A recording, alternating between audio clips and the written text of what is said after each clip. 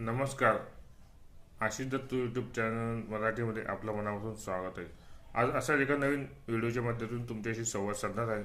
चॅनलला तुम्ही नवीन असाल तर चॅनल लाईक करा, सबस्क्राईब करा आणि व्हिडिओ आवडला तर जास्त स्पर्धा परीक्षा देणाऱ्या विद्यार्थ्यांपर्यंत शेअर करा. आजच्या व्हिडिओचा मुख्य विषय आहे मध्ययुगीन भारताचा इतिहास, महत्त्वाचे टप्पे. चला तर मग सुरुवात करूया आजच्या व्हिडिओला.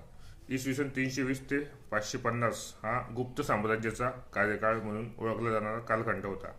या कालखंडाला सुवर्णकाळ असे म्हणून देखील ओळखले जात होते. आर्यभट्ट, कालिदास यांचा हा काळ म्हणून ओळखला जातो. विज्ञान, गणित आणि कला विकास या कालखंडामध्ये झालेला होता.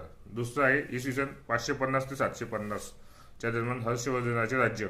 या राज्यामध्ये नेमकं काय झालं ते आता आपण बघून घेऊयात. उत्तर भारत एकत्र झाला. नालंदा विद्यापीठास प्रोत्साहन, बौद्ध धर्माला पाठबळ या कालखंडामध्ये मिळालेलं होतं. इसवी सन 8 ते 12वे शतक हे राजपूतचा काळ म्हणून ओळखला जात होता.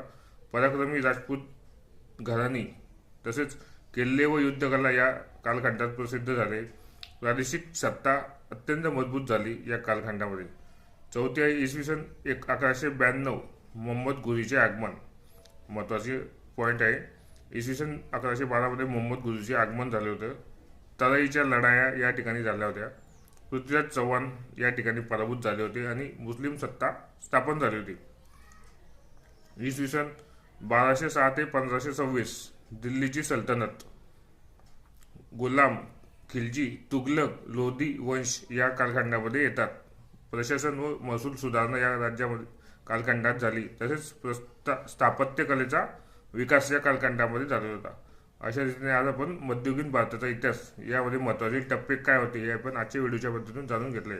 चॅनलला तुम्ही नवीन आला असाल तर चॅनल लाईक करा, सबस्क्राईब करा आणि व्हिडिओ आवडला तर स्पर्धा परीक्षा, पोलीस भरती, तलाठी भरती, शिक्षक भरती करणाऱ्या विद्यार्थ्यांपर्यंत शेअर करा. धन्यवाद.